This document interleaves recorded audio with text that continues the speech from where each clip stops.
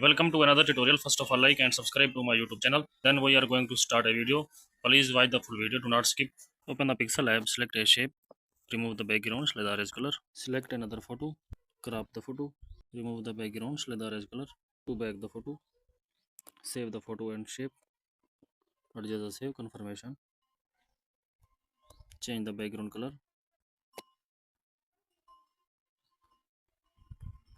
Duplicate the shape.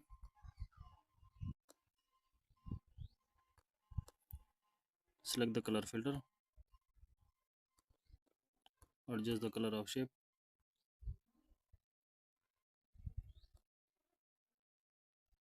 Please like the video and subscribe the channel.